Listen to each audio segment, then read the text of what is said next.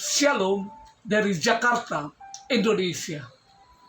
Selamat berjumpa kembali dengan Berti Wauruntu dalam khotbah singkat melalui YouTube dan media sosial lainnya. Bulan Mei pada minggu ke-20 tahun 2022. Khotbah singkat bertemakan rencana Allah bagi manusia, namun terbatas pada 3 topik, yaitu topik 57, rencana keselamatan dan kehidupan kekal. Topik 58, harapan untuk masa depan. Topik 59, kelegaan atas beban dan himpitan. Kita masuk dalam topik 57. Rencana keselamatan dan kehidupan kekal. Yohanes 3 ayat 16. Kasih adalah ringkasan satu kata dari seluruh Injil, bahkan dari seluruh isi Alkitab. Kristus tidak diutus untuk menghakimi dunia, tetapi untuk membawa keselamatan. Ini adalah ekspresi kasih Tuhan yang luar biasa. Namun bagi mereka yang tidak percaya kepada Yesus Kristus, dihukum di mata Tuhan. Preferensi manusia terhadap dosa menyebabkan banyak orang memilih kegelapan daripada terang. Inilah inti kekristenan, bahwa Allah mengasihi dunia untuk datang sebagai Yesus dan mati bagi kita, setiap manusia berdosa, sehingga siapapun yang percaya kepadanya akan diselamatkan dari dosa. Ini tentu saja merupakan ayat yang paling terkenal dalam Alkitab. Ini mungkin merupakan bagian yang paling terkenal dan paling diingat dari setiap teks Alkitab dalam sejarah manusia. Ayat ini adalah ringkasan satu kata dari Injil dan baris dari subjek dari seluruh Alkitab.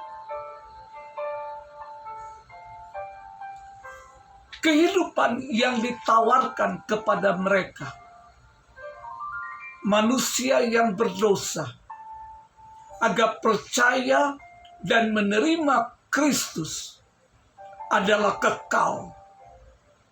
Dari kata bahasa Yunani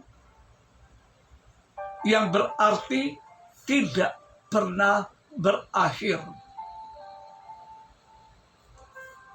Alternatif lain untuk hidup di dalam Kristus adalah kehancuran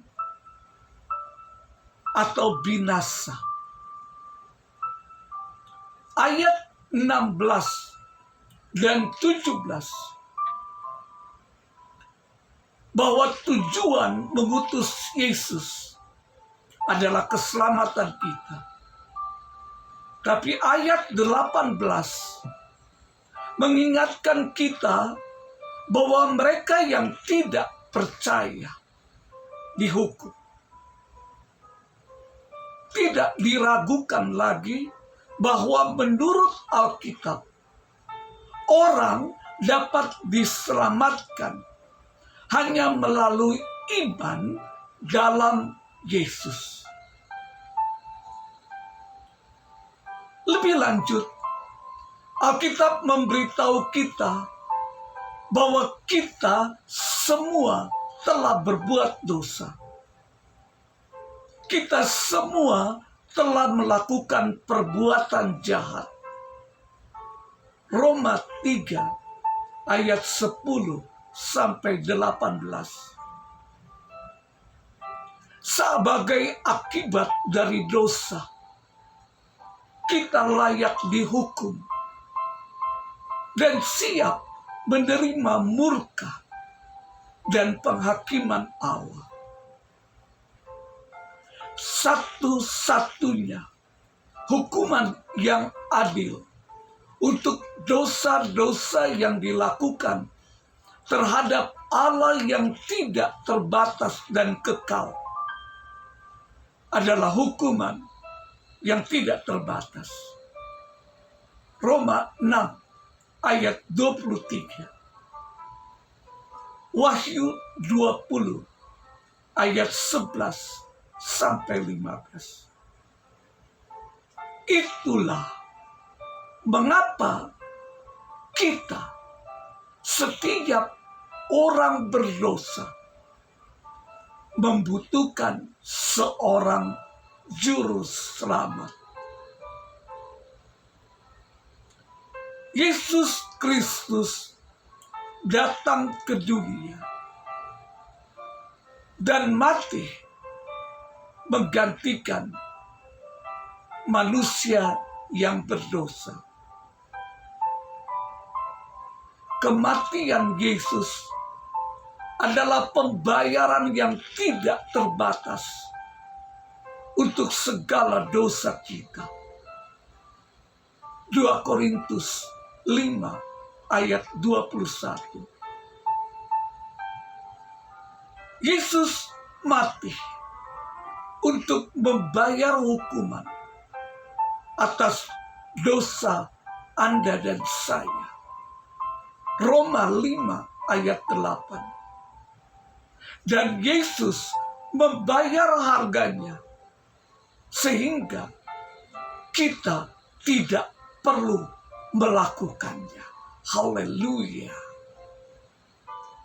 Kebangkitan Yesus dari kematian membuktikan bahwa kematiannya cukup untuk membayar hukuman atas dosa-dosa kita. Itulah sebabnya Yesus adalah satu-satunya juru selamat. Yohanes 14 ayat 6. Kisah Para Rasul 4 ayat 12. Ingat, meskipun Yesus membenci dosa, namun apa yang dilakukan oleh Yesus membuktikan bahwa Yesus mengasihi orang yang berdosa agar bisa terlepas dan dibebaskan dari hukuman kekekalan api neraka. Apakah Anda percaya akan rencana Allah bagi setiap umat manusia? Sudahkah Anda menerima Yesus Kristus sebagai juru selamat pribadi Anda? Untuk memahami pertanyaan ini dengan benar, Anda harus terlebih dahulu memahami istilah Yesus Kristus pribadi dan juru selamat. Siapakah Yesus Kristus? Banyak orang akan mengakui Yesus Kristus sebagai orang yang baik, guru yang hebat, atau bahkan Nabi Allah. Hal ini benar-benar tentang Yesus, tapi tidak sepenuhnya mendefinisikan siapa dia sebenarnya. Alkitab memberitahu kita bahwa Yesus adalah Tuhan di dalam daging, Tuhan dalam bentuk manusia. Yohanes pasal 1 ayat 1 dan ayat 14. Tuhan datang ke bumi untuk mengajar kita, menyembuhkan kita, mengoreksi kita, mengampuni kita, dan mati untuk kita. Yesus Kristus adalah Allah, pencipta, Tuhan yang berdaulat. Sekarang, siapkah Anda menerima Yesus? Ketahuilah, ketika seorang manusia berdosa menjadi orang Kristen, dianggap telah menerima Yesus sebagai juru selamat, yaitu mereka yang telah mengakui bahwa Yesus Kristus datang dari Bapa, lahir dari seorang perawan, dan hidup tanpa dosa, dikorbankan untuk dosa-dosa kita, mati dan dibangkitkan, dan sekarang duduk di sebelah kanan Allah. Apakah mereka mengenal Dia sebagai Tuhan?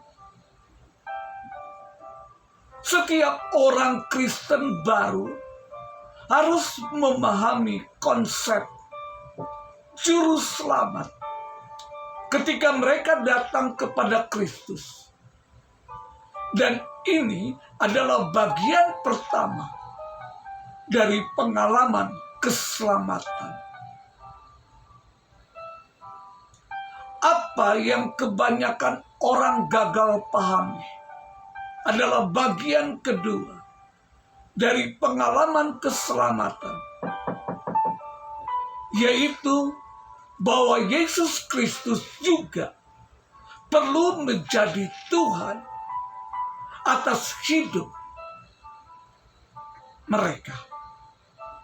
Ya, ada perbedaan antara menjadi juru selamat dan menjadi Tuhan. Sekarang, siapkah Anda untuk membuat keputusan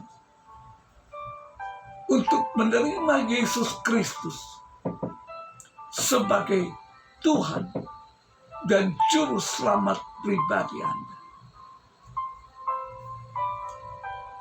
Jika iya, dan Anda telah mengambil keputusan, puji Tuhan, biarkan hidup Anda dicurahkan oleh Tuhan dan hidup dalam lingkupan kuasa dan kasih karunia. Jika belum, dan Anda ingin menerima Yesus sebagai Tuhan dan juru selamat pribadi, silakan ikuti dan ucapkan contoh doa berikut ini. Tuhan Yesus, saya tahu bahwa saya orang berdosa dan pantas menerima penghukuman-Mu.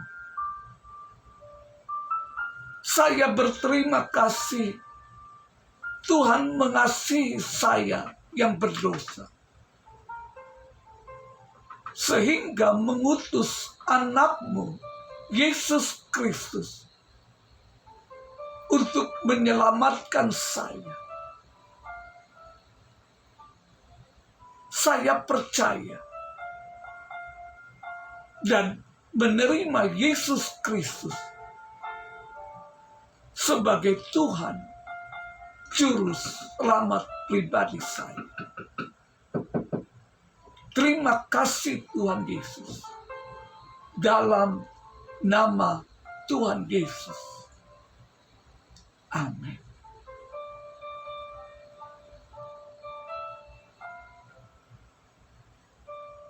Jika sudah menerima Tuhan Yesus sebagai Tuhan dan Juru Selamat pribadimu, selamat bergabung dan hidup di dalam keluarga besar kerajaan Allah. Jika pada saat ini Anda belum bisa memutuskan, biarlah pengertian yang diberikan melalui khotbah singkat topik 57 membuka mata rohanimu bahwa Tuhan Yesus datang bagi setiap umat manusia yang berdosa, termasuk Anda, agar menerima keselamatan sekaligus hidup yang kekal. Bila waktunya tiba, jangan ragu, segera hubungi hamba Tuhan atau hubungi saya melalui WhatsApp 0877 2262 8202. Saya akan berdoa dan membimbing Anda. Sebagai kesimpulan sekaligus penutup, mari kita bergaul erat dengan Tuhan, karena kita sekarang sudah menjadi miliknya. Kita sudah memiliki keselamatan, sekaligus jaminan untuk kehidupan yang kekal. Melalui persekutuan di dalam doa, membaca firman Tuhan, dan jangan lupa segera bergabung dengan gereja lokal yang terdekat, agar hidup kekristenanmu terus bertumbuh dan memuliakan nama Tuhan Yesus.